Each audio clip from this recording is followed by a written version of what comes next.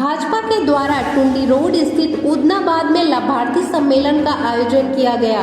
सम्मेलन में बतौर मुख्य अतिथि केंद्रीय ग्रामीण विकास राज्य मंत्री साध्वी निरंजन ज्योति शामिल हुई। इस दौरान इनका स्वागत पार्टी के जिला अध्यक्ष महादेव दुबे और महिला मोर्चा की ओर से गर्मजोशी के साथ की गई। सम्मेलन को संबोधित करते हुए साध्वी निरंजन ज्योति ने कही कि प्रधानमंत्री नरेंद्र मोदी के नेतृत्व में देश विकास कर रहा है। लंबे वर्षों तक कांग्रेस की सरकार ने भारत को लूटने और पीछे धकेलने का काम किया। नरेंद्र मोदी भारत को विकास की नई शिखर पर पहुंचाने का काम किया है। उन्होंने राज्य के चंपई सोरेन सरकार पर भी निशाना साधी और कही कि बगैर सोचे समझे कोई आरोप केंद्र सरकार पर नहीं लगाना चाहिए, क्योंकि केंद्र की मोदी सरकार हर राज्य को उनके डिमांड के अनुसार फंड दे रही है। उन्होंने CAA के विरोध करने वालों पर तंज कसा। कहा कि भाजपा सरकार सबका साथ सबका विकास चाहती है।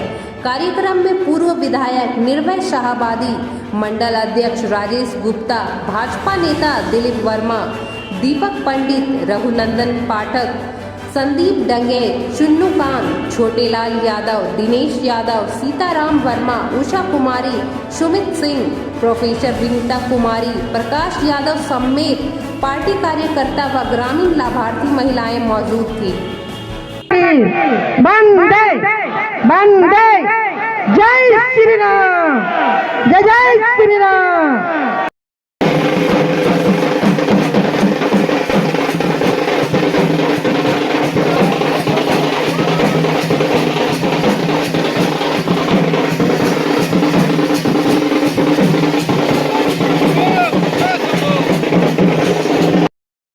में हाथ खड़ा कर लिए थे कि हम नहीं बचा पाएंगे।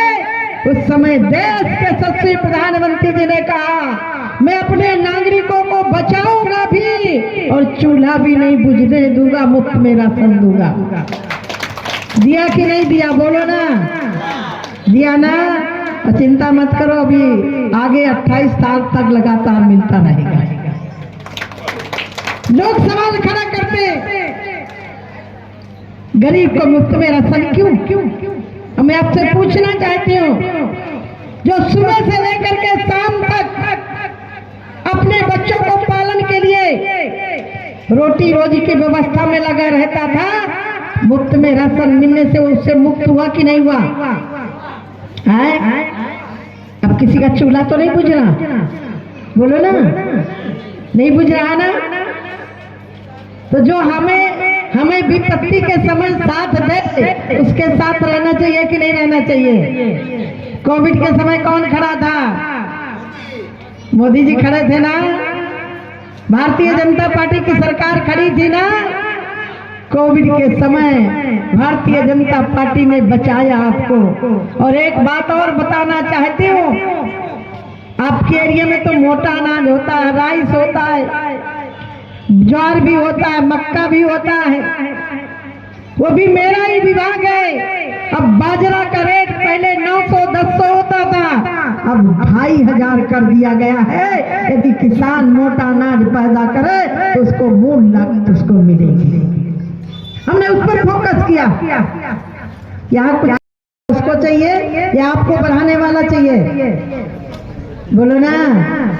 अरे आपकी तरह मैं भी हूँ, मैं बहुत गरीब अमीर घर की बेटी रही हूँ, मैं भी एक फोड़ा चलाने वाली बाप की बेटी हूँ, लेकिन ये भारतीय जनता पार्टी की देन है कि आप 2014 से मंत्री के रूप में देश की सेवा कर रहे हैं। तो भारतीय जनता पार्टी में ही संभव हो सकता है। 400 पार जो नारा दिया है, अब की बार नारा लगाना, अब की बार किसके कारण? अभी ये इंडिया कहती हम आएंगे, कांग्रेस कहती हम आएंगे, 370 धारा लागू करेंगे। 370 धारा खत्म होनी चाहिए थी कि नहीं होनी चाहिए थी? राम का मंदिर बनना चाहिए था कि नहीं बनना चाहिए था? जरा हाथ खड़ा करिए ना। हम लोग रहे ठाठ में और राम जी टाट में, ये मंजूर था क्या? हमारे जहां देश का विकास प्रधानमंत्री जी कर रहे हैं, वही हमारे हमारी जो आध्यात्मिक धरोहर है उसको भी सुरक्षित कर रहे हैं। देवधर में हवाई पट्टी बनी कि नहीं बनी? ये किसके कार्यकाल में बनी? मोदी जी के कारण बनी। तो मैं आपके बीच में बस यही निवेदन करने के लिए आए कि जो हमारे काम आए, जो राम को लाए हैं, हम उनको, जो देश के भविष्य को ऊंचा करने के लिए, पहले होता था विश्व बोलता था और भारत हाथ जोड़ के सुनने के लिए मजबूर होता था। आज भारत बोल रहा है और विश्व सुन रहा है। ये अंतर पड़ा है। क्या बदला है? काम करने की नीति बदली है, नियत बदली है। हमारी नियत में खोट नहीं है। तो मैं आप सबसे अनुरोध करती हूँ, क्योंकि आज ही मुझे वापस भी जाना है। अब मैं चुनाव न लड़ रही होती, मुझे याद है जब रघुवर दास जी मुख्यमंत्री के रूप में घोषित हुए थे, मुझे लातेहार बोलते वो एरिया दी गई थी जहां नक्सलवाद बहुत होता था। मुझे याद है कि मैं रात में 6 बजे के बाद प्रचार नहीं होता था, तो मैंने कहा मैं तो जाऊंगी। एक गांव में पुलिस वालों ने कहा दीदी वहां मत जाना, वहां कुछ भी हो सकता है। मैंने कहा जाको राखे साइया मार सके ना, बाल न बांका कर सके जो जग बैरी। मैंने कहा मैं जाऊंगी, तुम्हें चलना हो तो चलो। 1 किलोमीटर में पैदल चल के गई।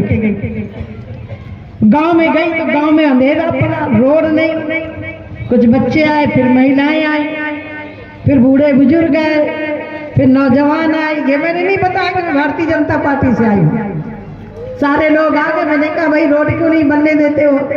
बोले पुलिस आ जाती है, हमें पकड़ के ले जाती है।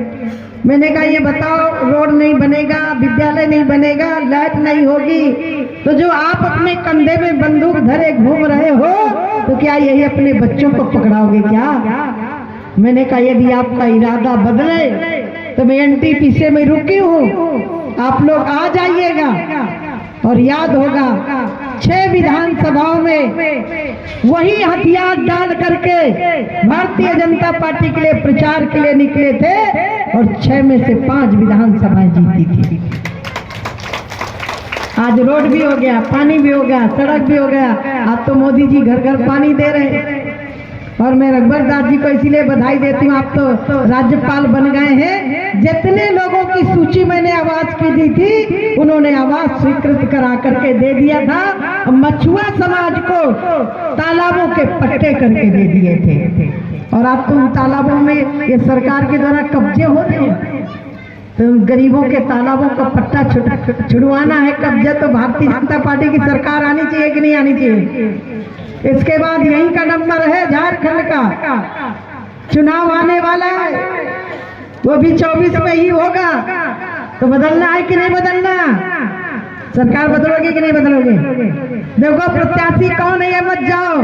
हमारा चुनाव चिन्ह, हमारा प्रत्याशी, बोलो ना, हमारा प्रत्याशी नरेंद्र मोदी, हमारा प्रत्याशी कमल का फूल, हमारा विश्वास, हमारा वादा देश का विकास। आप सबको मैं बहुत बहुत धन्यवाद देती हूँ। एक बार मुट्ठी बांध करके जय घोष करेंगे। मेरा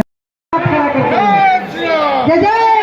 पीछे वाले नहीं हाथ खड़ा कर रहे, जरा खड़ा करिए ना, मुट्ठी बांध के, पंजा मत दिखाइए, मुट्ठी बांधिए।